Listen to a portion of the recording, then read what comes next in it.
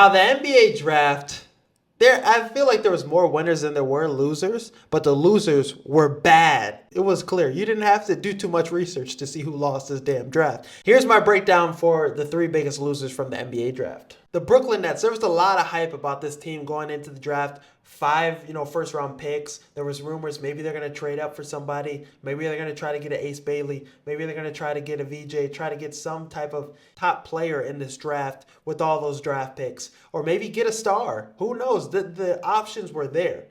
Not too many people had the Brooklyn Nets using all 5 of those picks, not trading up, and missing on all 5 of those picks. If you just took the guard from BYU, that would be decent, all right? You just took him, and you're giving him the ball handling responsibilities. You're allowing him to work. You're allowing him to grow as your guy, as your point guard. Okay, all right, we can work with that. He has some limitations. He can't really shoot that well. He's Josh Giddey. Okay, but Josh Giddey had a great season this year when he was a ball handler, when he was a distributor. But the Brooklyn Nets drafted 3 other point guards in the first round. One of them, I seen a guy on social media comp him to Killian Hayes. So you got a Josh Giddey and a Killian Hayes. Nasty work. For them to have pick 8, Igor Denham, that's the guy they went with. Okay. But for you to come out of this, for you to tank all year, be one of the worst teams in the NBA, and take him, that feels like a waste of a tank season for me. The big man they did draft, Danny Wolf, center from Michigan. He can dribble. He can facilitate. He can play make. But even him, his best skill set is playing like a guard. So now, essentially, you just put a bunch of motherfuckers on the same team that can all play guard. And you're using capital on them. 5 first-round picks. It's just nasty work. Sean Marks, disappointed in bro. He is not who we thought he was. I mean, you still got Cam Thomas. You still got Cameron Johnson, Claxton. I'm assuming those guys. Claxton, you probably keep him. Maybe you keep him. But Cam Thomas, he's got to be out. He's got to be out the building. You have too many guards. He's been in every trade rumor recently, so he's probably going to be on his way out.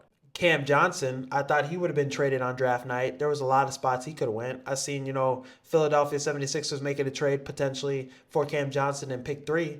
Should have done that. Could have got Ace Bailey. That's one of the only spots he wanted to go to. So, the Brooklyn Nets, this was just a huge missed opportunity for them. They could have gotten so many better players.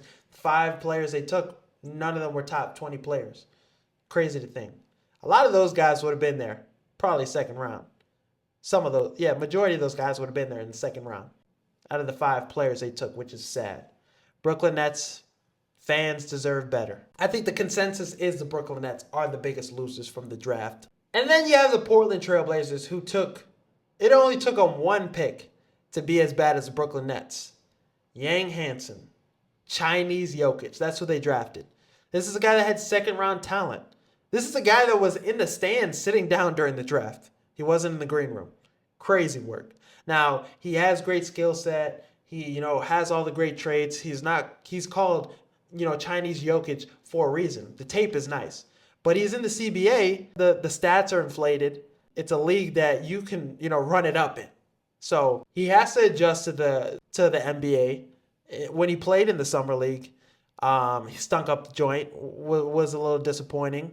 And then you add in the fact that the Portland Trailblazers already have 4 centers. Donovan Clingan, they drafted him last, draft with the top pick, a lottery pick. And I don't know, do they expect Chinese Jokic? Are they going to expect the two to be able to play together? A confusing pick by the Portland Trailblazers. They traded down to. Imagine if they took him with their original pick.